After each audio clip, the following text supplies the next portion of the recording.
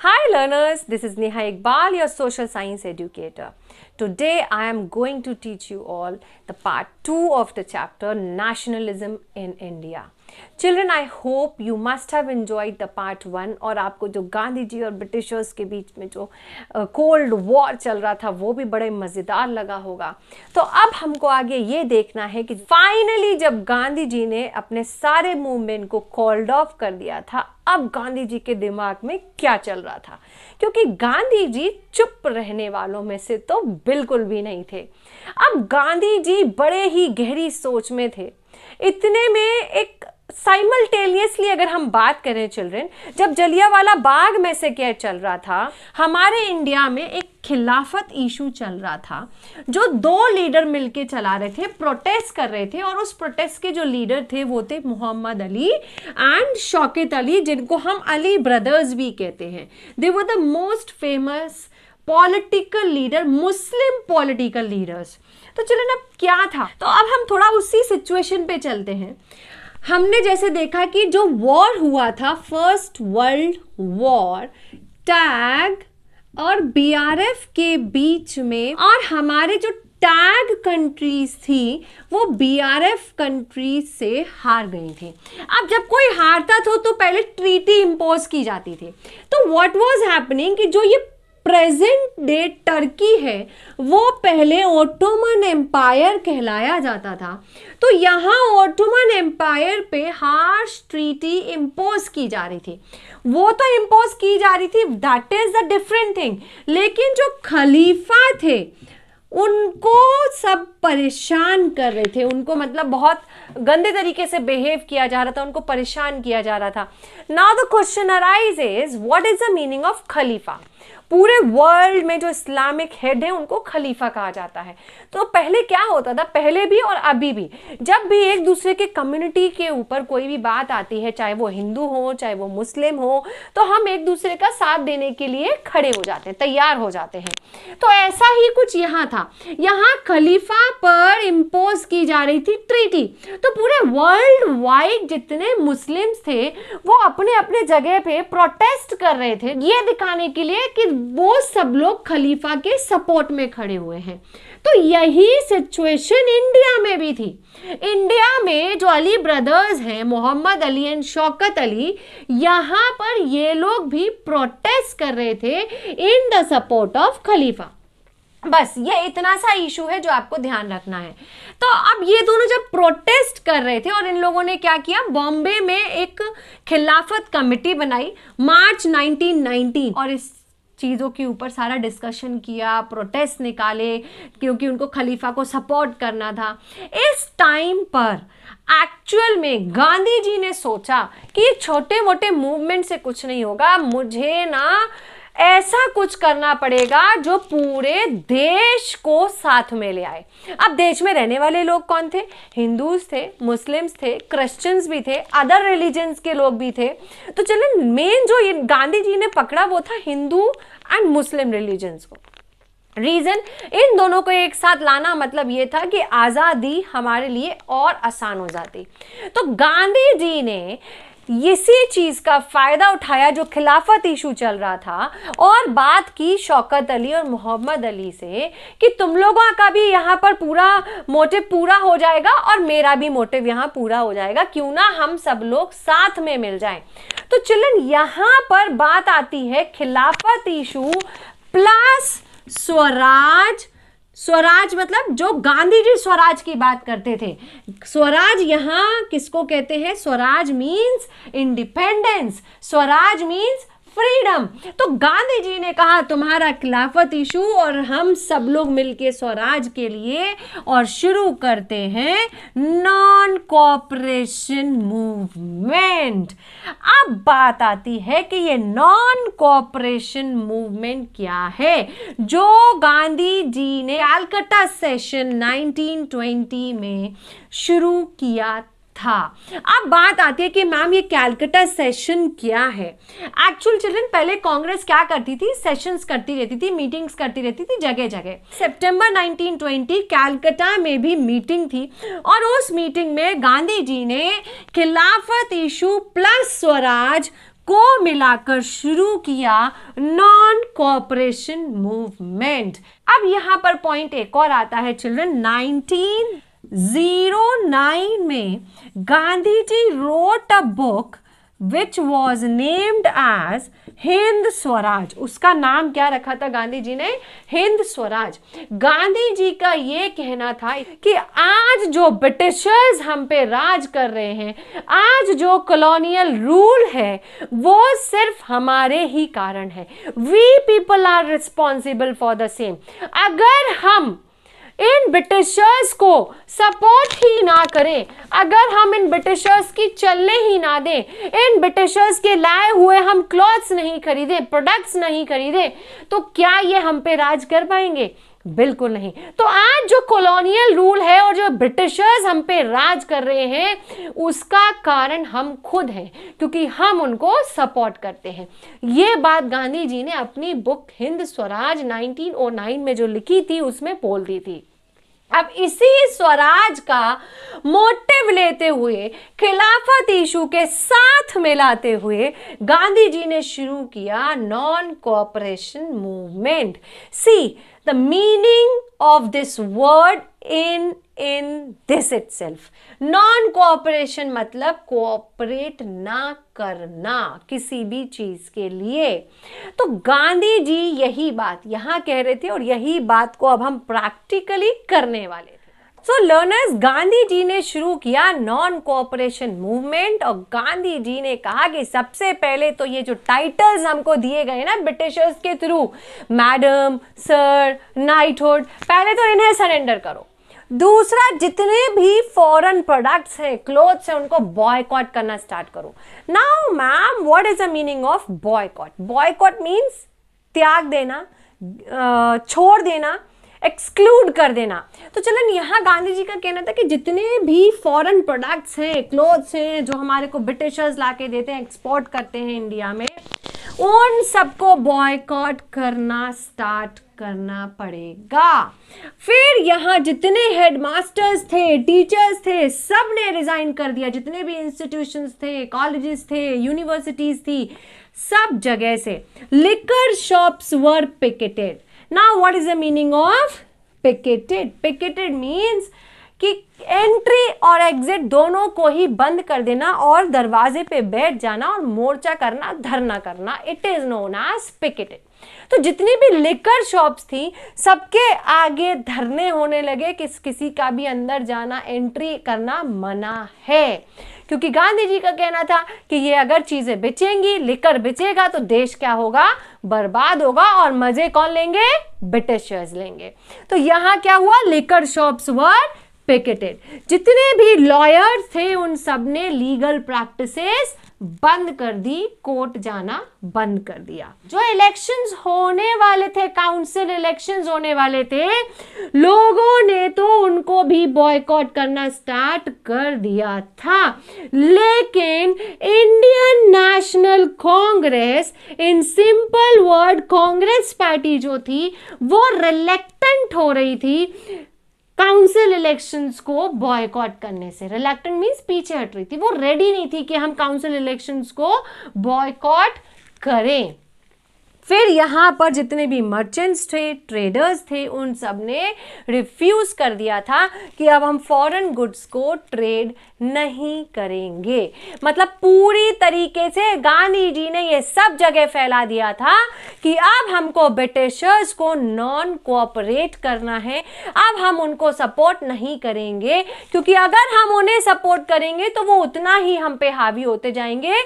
इसलिए stop cooperating them. This is all about non-cooperation movement. Children, जितने तेजी से ये non-cooperation movement ऊपर उठा था, उतनी तेजी से ही ये नीचे आया था। There are several reasons for the same. अब उन reasons में पहला reason क्या था कि आपने ये तो कह दिया भाई कि फॉरेन गुड्स प्रोडक्ट्स को बॉयकॉट करना स्टार्ट कर दो, लेकिन अगर आप इंडियन क्लॉथ जो कि खादी था, आप उसकी बात करो तो वो तो बड़ा ही एक्सपेंसिव था। उसको तो कोई भी मिडिल क्लास या पुअर पीपल अफोर्ड ही नहीं कर सकते थे। तो वापस से लोगों को किस पे आना पड़ा, वही फॉरेन क्लॉथ्स और वही फॉरेन प्रोडक्ट्स पर वापस लोगों को आना पड़ा और लोगों ने उसको यूज करना शुरू किया। So this was the first reason that non cooperation movement slowed down. Now second, headmasters and teachers resign तो कर दिया, लेकिन इंडियन इंस्टीट्यूशंस, यूनिवर्सिटीज, कॉलेजेस तो थे ही नहीं, और तो सब लोग ब्रिटिशर्स लेके बैठे हुए थे, सब ब्रिटिशर्स के कंट्रोल में था। Britishers were running those institutions, colleges और यूनिवर्सिटीज। तो यहाँ घुमा फिरा के टीचर्स को कहाँ जाना पड़ा, फॉरेन वही यूनिवर्सिटीज, कॉलेजेस में वापस से काम करने जाने लगे। लिकर शॉप्स वर पिकेटेड, वापस से लोगों ने क्योंकि non cooperation movement slow down हो रहा था, लोग वापस से लिकर कंज्यूम करने लगे। लॉयर्स, इंडियन कोर्ट्स थे नहीं तो जाते कहाँ, तो लॉयर्स भी वापस कहाँ चले गए, बैक टू पवेलियन। पीपल जो बॉयकॉट कर रहे थे काउंसिल इलेक्शन, अब यहां पर कांग्रेस वालों को भी गांधी जी ने मना लिया। गांधी जी ने कहा देखो भाई तुम लोग इलेक्शंस में पार्ट लेना, मैं मना नहीं कर रहा हूं, लेकिन अभी मेरा सपोर्ट करो। यही इलेक्शन जब तुम आजादी के बाद लड़ोगे वो ज्यादा अच्छे होंगे। तो मैं तुमसे वादा करता हूं कि तुम लोग इलेक्शंस लड़ोगे, लेकिन एक बार मेरा साथ दो आजादी में। तो वही कांग्रेस जो रिलक्टेंट थी, पीछे हट रही थी काउंसिल इलेक्शंस को बॉयकॉट करने से, आज वही कांग्रेस ने क्या किया, बॉयकॉट कर दिया था इलेक्शंस को, एक्सेप्ट मद्रास में जस्टिस पार्टी को छोड़कर। अब मद्रास में जस्टिस पार्टी ने क्यों पार्ट लिया भाई, ऐसी क्या वो थी कि जो जस्टिस पार्टी काउंसिल इलेक्शंस को नहीं बॉयकॉट कर पाई, क्योंकि ये पार्टी थी नॉन ब्राह्मण्स की, और ये प्रूव करना चाहते थे कि हमारे अंदर भी कैपेबिलिटी है और हम भी इलेक्शन लड़ सकते हैं, हम किसी से कम नहीं है। तो चलो यहाँ सिर्फ जस्टिस पार्टी जो मद्रास में थी उन लोगों ने पार्टिसिपेट किया था। जितने मर्चेंट्स थे, ट्रेडर्स थे, अब वो क्या करते, उनके पास कोई और बिजनेस तो था नहीं, तो घुमा फिरा के वो भी कहाँ आ गए, फॉरेन गुड्स पे आ गए। तो चिल्ड्रन ये कुछ रीजंस थे कि जितने तेजी से ये नॉन कोऑपरेशन मूवमेंट स्प्रेड हुआ था, उतनी ही तेजी से ये नॉन कोऑपरेशन मूवमेंट नीचे आया। इसके अलावा there are few more reasons कि नॉन कोऑपरेशन मूवमेंट क्यों स्लो डाउन हुआ। अब और रीजंस क्या थे, तो पहले तो हम ये जान ले कि नॉन कोऑपरेशन खिलाफत मूवमेंट जो था वो 1921 में स्टार्ट हो गया था। वो कांग्रेस पार्टी जो रिलक्टेंट थी बॉयकॉट करने से काउंसिल इलेक्शंस को, आज वही कांग्रेस पार्टी गांधी जी को सपोर्ट करने लगी थी। In Nagpur session, Congress session, it was decided कि अब कांग्रेस पार्टी जो है वो काउंसिल इलेक्शंस नहीं लड़ेगी। एंड बहुत सारे सोशल ग्रुप्स ने भी पार्टिसिपेट किया था इस मूवमेंट में, क्योंकि सबको ये उम्मीद थी कि गांधी जी इतना सब कुछ कर रहे हैं तो हो सकता है कि हमारे लिए भी कुछ अच्छा हो और हमको आजादी मिल जाए। नाउ लेट्स टॉक अबाउट कि कंट्री साइड में क्या चल रहा था। जैसे जैसे एनसीएम स्प्रेड हो रहा था, स्प्रेड होते होते अब ये कंट्री साइड्स पे पहुंच गया। कंट्री साइड मतलब जो शहर के बाहर वाला हिस्सा होता है। जब भी हम कभी शहर में एंट्री लेते हैं तो हमको छोटे छोटे जो गांव दिखाई देते हैं वो कंट्री साइड है। तो जैसे जैसे ये मूवमेंट फैलता गया, लोगों के बीच में अवेयरनेस बढ़ती गई। अब कंट्री साइड की थोड़ी सी सिचुएशन डिफरेंट थी, जिसकी वजह से ये एनसीएम क्या हुआ, वापस से नीचे आ गया था। अब ऐसा हुआ क्या था? Over here children we are going to talk about Awadh. Awadh एक छोटा सा गांव था। पेजेंट्स वहां पर एक्चुअली उनके जो लीडर थे वो थे बाबा रामचंद्र। अब बाबा रामचंद्र कौन थे? ये एक सन्यासी थे जो कभी फिजी गए थे एज एन इंटेंजर्ड लेबर, मतलब बंधुआ लेबर की तरह वो कभी फिजी में काम करने गए होंगे। तो ये जो बाबा रामचंद्र थे ये सारे पेजेंट्स को लीड करते थे, मतलब ये लीडर थे उनके। तो अब यहाँ पर इन लोगों ने एक मूवमेंट चलाया। वो मूवमेंट किसके अगेंस्ट था? जो ऑप्रेसिव पॉलिसीज थी, किसकी? तालुकदार्स की एंड लैंडलॉर्ड्स की। अब वो ऑप्रेसिव पॉलिसी क्या थी? एक्चुअल में ये कहते थे कि आप सब लोग जो अवध के पेजेंट्स थे, आप सब लोग हमारे लिए काम करो, लेकिन हम उसका पेमेंट आपको नहीं देंगे। ऐसा सिस्टम जब हमें किसी के लिए काम करना पड़े और उसके लिए हमको पेमेंट नहीं मिलता है, such system is known as begar system. तो यहाँ की जो प्रॉब्लम थी वो थी बेगार सिस्टम, और बाबा रामचंद्र ने यहाँ पर चलाया एक मूवमेंट इसी के खिलाफ। किसके खिलाफ था? एक तो वो ऑप्रेसिव पॉलिसीज के खिलाफ था जो कौन लगाते थे? तालुकदार्स एंड लैंडलॉर्ड्स, और ऊपर से हमसे विदाउट पेमेंट काम भी कराते थे। तो ये तो गलत बात हुई ना।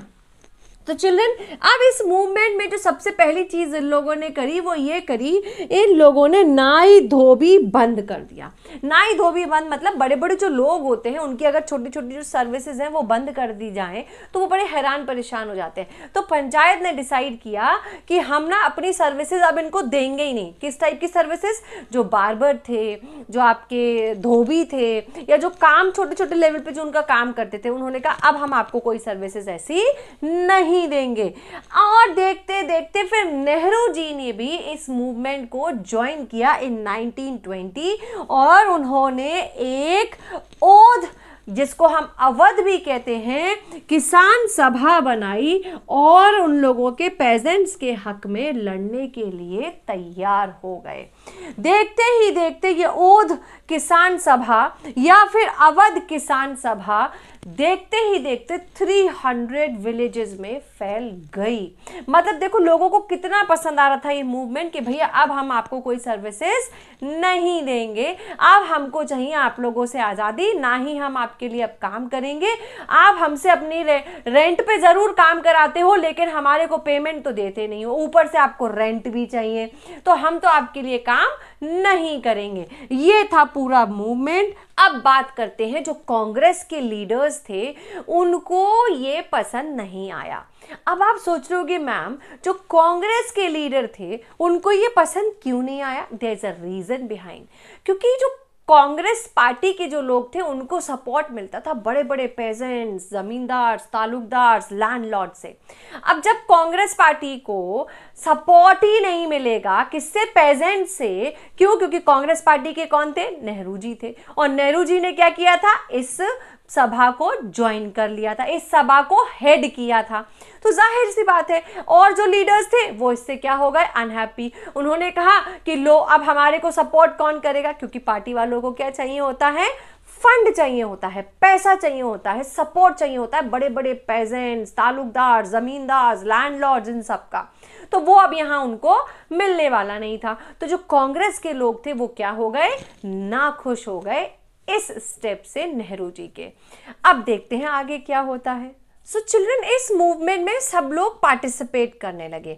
अब यहाँ पर पॉइंट आता है कि मैम इस मूवमेंट में और क्या हुआ था, और ऐसा क्या हुआ था कि जो गांधी जी ने स्वराज वर्ड बोला था उसका मीनिंग डिफरेंट निकल के आया इन लोगों के लिए, और एनसीएम स्लो डाउन हुआ।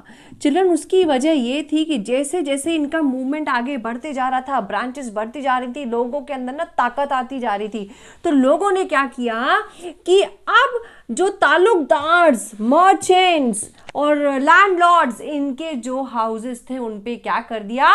अटैक कर दिया। बाजार में लूटिंग करने लगे, ग्रेन्स को होर्ड करने लगे, छुपा छुपा के रखने लगे। और तो और जो छोटे छोटे लोकल लीडर्स थे ना वो और पेजेंट्स को ना प्रोवोकेट करने लगे, भड़काने लगे कि गांधी जी ने तो कह दिया है कि सबको ना लैंड वापस से रीडिस्ट्रीब्यूट होगी, जितने पुअर हैं उन सबके बीच में। तो लोकल लीडर्स गांधी जी के नाम पे अपनी रोटियां सेक रहे थे। वो लोग लोगों को प्रोवोकेट कर रहे थे कि ये मूवमेंट मूवमेंट और आगे बढ़ाया जाए और इसमें तड़का लगाया जाए और बुरी तरीके से इसको फैला दिया जाए। तो चिल्ड्रन, गांधी जी ने तो ऐसा कुछ कहा ही नहीं था। गांधी जी ने सिर्फ एक बात कही थी कि हमको चाहिए Swaraj, that is called freedom और इंडिपेंडेंस। लेकिन यहाँ लोकल लीडर्स ने क्या किया, पूरे मूवमेंट को, जो एनसीएम मूवमेंट चल रहा था, उसको कुछ और ही मोड़ दे दिया और क्या शुरू करा दिया, वायलेंस, जो कि गांधी जी नहीं चाहते थे। तो यहाँ पर जो ये कंट्री साइड में पेजेंट्स की जो स्टोरी थी और जो इसका कंक्लूजन निकल के आया, just because of this NCM जो था वो नीचे गया था। सो चिल्ड्रन, जैसे पेजेंट्स ने स्वराज का मतलब कुछ और ले लिया था जिसकी वजह से एनसीएम नीचे आया, उसी तरह ट्राइबल्स के साथ भी कुछ ऐसा ही हुआ था। अब ट्राइबल्स की जो लड़ाई थी वो थी ब्रिटिश गवर्नमेंट से, और पेजेंट्स की जो लड़ाई थी वो किससे थी, तालुकदार, जमींदार, मर्चेंट्स, इन सब से थी। तो अब ऐसा क्या कर दिया था भाई ब्रिटिश गवर्नमेंट ने, कॉलोनियल गवर्नमेंट ने, एक्चुअल में उन्होंने जितने भी ट्राइबल्स जो गोदेम हिल्स, आंध्र प्रदेश, वहां रहते थे, उनके लिए फॉरेस्ट में एंट्री को कर दिया रिस्ट्रिक्टेड।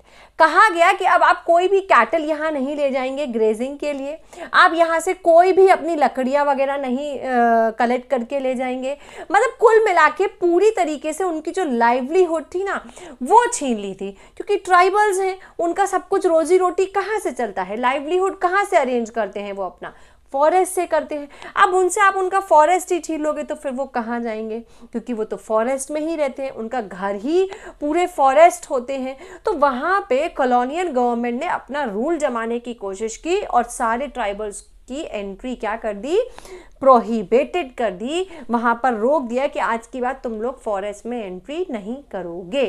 अब जाहिर सी बात है ट्राइबल्स को तो गुस्सा आना ही था, तो ट्राइबल्स ने भी मूवमेंट चलाया, किसकी गाइडेंस में चलाया, अल्लूरी सीताराम राजू, ये हुआ करते थे उनके हेड।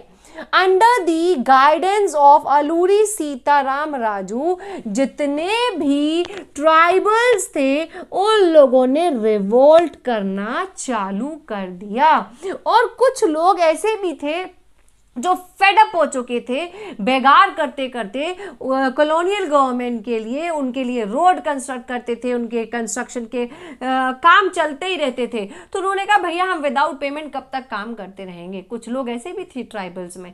तो अब बताइए कितना अत्याचार करते थे ये ब्रिटिशर्स, तो किसी को तो आवाज़ उठानी थी। तो आवाज़ उठाने वाले थे अल्लूरी सीताराम राजू। ये थोड़े से ना डिफरेंट टाइप के थे। एक्चुअली ये अपने आप को ना क्लेम करते थे कि मेरे पास ना सुपर पावर है, मुझे कोई गोली भी मार देगा तो भी मैं नहीं मरूंगा, मैं इनकारनेशन ऑफ गॉड हूँ, मैं एक इनकारनेशन मतलब एक रूप हूँ भगवान का।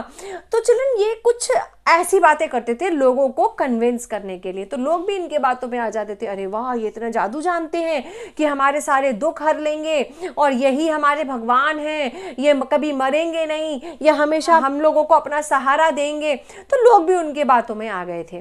बट यहाँ एक जो सबसे अच्छी चीज़ अल्लूरी के लिए थी वो ये थी कि ये गांधी जी के ना बहुत बड़े डिसाइपल थे, शिष्य थे, चेले थे, ये गांधी जी को बड़ा फॉलो करते थे। तो ये गांधी जी के कहने पर ना लोगों को कन्विंस करते थे भाई आप लोग खादी पहनो, और तो और ये लोगों को ये बोलते थे कि ड्रिंकिंग जो है उसको छोड़ दो, क्योंकि अगर आप ड्रिंक करेंगे तो वही आपकी जिंदगी क्या कर देगा, स्पॉइल कर देगा, डिस्ट्रॉय कर देगा पूरी तरीके से। तो ये कुछ इनके साथ अच्छा था। लेकिन जो ये प्रोक्लेम करते थे अपने आप के कि सुपर पावर है, ये है, वो ठीक है, वो लोगों को कन्विंस करने के लिए करते थे। तो चिल्ड्रन अब क्या हुआ, अल्लूरी सीताराम राजू ने चलाया मिलिटेंट गोरिल्ला मूवमेंट। गोरिल्ला मतलब छुपकर वार करना। आपने अक्सर देखा है ट्राइबल्स जो होते हैं ना पेड़ों के पीछे छुप जाते हैं और वार और आप पे ऊपर ना अटैक कर देंगे, आपको पता ही नहीं चलेगा कहाँ से आ गए, कहाँ छुपे हुए थे ये लोग। तो ऐसा इस टाइप के वार को कहते हैं मिलिटेंट गोरिल्ला मूवमेंट। मतलब अब ये क्या करने लगे, छुप के वॉर करने लगे। अब यहाँ पर अल्लूरी सीताराम राजू ने कहा कि देखो भाई गांधी जी के ये क्या थे, डिसाइपल थे। लेकिन यहाँ इन्होंने छोटी सी गलती कर दी। इन्होंने कहा, गांधी जी जो कहते हैं ना कि नॉन वायलेंस तरीके से हम आज़ादी पाएंगे, ऐसे हमको आज़ादी नहीं मिलने वाली, हमको करना पड़ेगा वायलेंस। हमको आज़ादी तभी मिलेगी जब हम फोर्स का और वायलेंस का यूज़ करेंगे। और अलूरी सीताराम राजू ने लोगों को भड़काया, तो लोगों ने जाके कहाँ अटैक किया? पुलिस स्टेशन पे अटैक करने लगे। किस लिए? क्योंकि उनको तो ये लग रहा था कि स्वराज मिल जाएगा, भाई हमारा राज आ जाएगा। लेकिन गांधी जी का क्या कहना था? स्वराज मतलब फ्रीडम, इंडिपेंडेंस। और गांधी जी ने इसी स्वराज के बेसिस पे क्या चलाया था? Non cooperation movement. अब गांधी जी ने देखा कि भैया पुलिस स्टेशन पे अटैक होने लगे हैं, गुरिल्ला वॉरफेयर हो गया, सिर्फ किस लिए हुआ? स्वराज पाने के लिए। तो चलन यहां पर ट्राइबल्स ने भी क्या किया था? स्वराज का मतलब अलग इंटरप्रेट कर दिया था, कुछ अलग तरीके से निकाला था। चलन तो जब ये सब कुछ चल रहा था, अब Britishers of course they are not going to stop. उन्होंने क्या किया? They captured Alluri and executed him in 1924।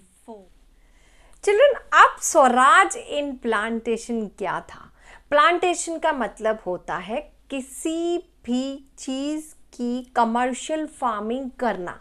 हम अपने पर्सनल यूज के लिए ना करते हुए उसको प्रोफेशनली करते हैं, प्रोफेशनल यूज के लिए करते हैं, बेचने के लिए करते हैं, सेलिंग के लिए करते हैं at a large scale. Such farming is known as plantation. अब चलन यहाँ प्लांटेशन क्या था? टी प्लांटेशन की बात हो रही है। यहाँ प्रॉब्लम ये थी कि यहाँ ब्रिटिशर्स ने लगा रखा था इनलैंड इमिग्रेशन एक्ट 1859। अब ये एक्ट ये कहता है कि कोई भी उस वक्त या आगे आपका काम छोड़ के नहीं जाएगा, कोई भी नहीं जा सकता था without the permission of Britishers. तो ये तो गलत बात हो गई ना भैया, आपने तो बंधुआ मजदूरी की तरह इनको बांध के रख रखा है, राइट? तो ये तो गलत बात है। अब कोई अपने गांव नहीं जाएगा, घर नहीं जाएगा क्या? तो लोगों को ये बात पसंद नहीं आई। तो यहाँ पर जब भी लोगों को जाना होता था वो परमिशन लेते थे ब्रिटिशर्स थे, और ब्रिटिशर्स क्या कर देते थे? मना कर देते थे। अब प्लांटेशन वर्कर्स के लिए स्वराज क्या था? उन्होंने स्वराज को ये समझा कि अब हमको राइट्स मिल गए हैं कि अब हम यहाँ से टी प्लांटेशन को हम छोड़कर जा सकते हैं। अब हमें राइट्स मिल गए हैं भाई, गांधी जी का राज आ गया है। जबकि ऐसा कुछ नहीं था। गांधी जी ने सिर्फ स्वराज की बात कही थी और स्वराज खिलाफत को मिलाकर बनाया था नॉन कोऑपरेशन मूवमेंट, कि हम ब्रिटिशर्स को कोऑपरेट नहीं करेंगे। लेकिन यहाँ तो भाई स्वराज का मतलब प्लांटेशन वर्कर्स ने क्या निकाल लिया कि now we have got right to move freely. ये पहुंचने लगे अपने अपने गांव। बट चिल्ड्रन ये यहाँ ये भूल गए थे कि ऑलरेडी स्ट्राइक चल रही थी, ट्रांसपोर्टेशन, कम्युनिकेशन सब ठप पड़ा हुआ था। तो ये अपने घर कभी पहुंच ही नहीं पाए। क्यों? क्योंकि इनको पकड़ लिया ब्रिटिशर्स ने रास्ते में, और जैसे ही ब्रिटिशर्स को पता चला कि ये लोग तो निकल रहे हैं अपने अपने गांव, तो वहीं ब्रिटिशर्स ने इनको पकड़ा, पिटाई लगाई और वापस से प्लांटेशन पे ले आए। और तो और चिल्ड्रन, पता है यहाँ के वर्कर्स को क्या लगा कि अब तो गांधी जी ना सबको अपनी अपनी लैंड देने वाले हैं अपने अपने गांव में, इसलिए सब अपने अपने गांव चल दिए थे। लेकिन ऐसा कुछ भी नहीं था। तो यहाँ क्या हुआ? स्वराज का मतलब कुछ और निकल के आया, और यहाँ पर भी एज अ रिजल्ट क्या हुआ? वायलेंस हुआ। जो गांधी जी को पता लगा तो अल्टीमेटली फिर ये भी एक रीजन बना नॉन कोऑपरेशन मूवमेंट के सक्सेसफुल ना होने का कारण।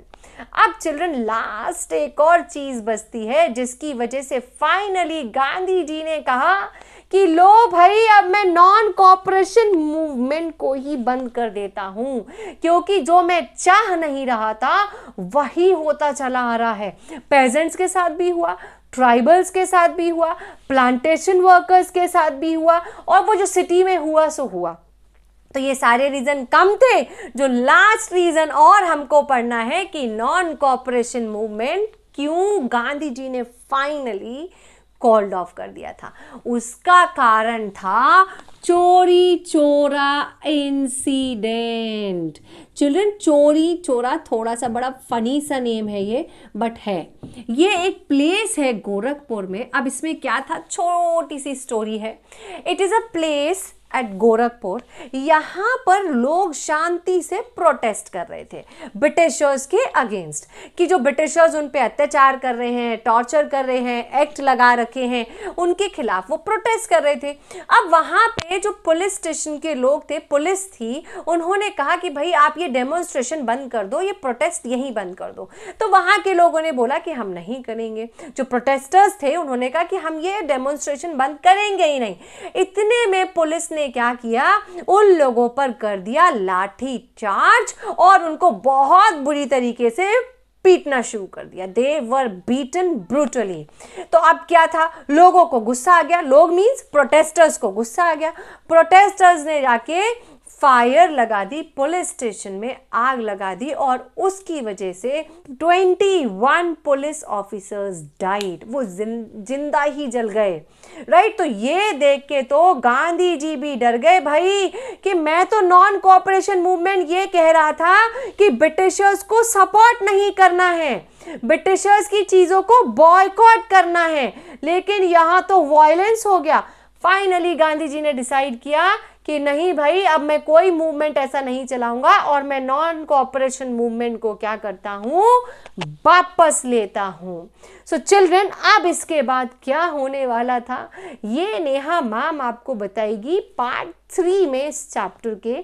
टिल देन थोड़ा सा इंतजार करें and stay safe, stay healthy, mask पहने रहें, क्राउड वाली जगह पर ना जाएं, और नेहा मैम की वीडियोस देखते रहें। Bye learners, take care and do not forget to subscribe my channel.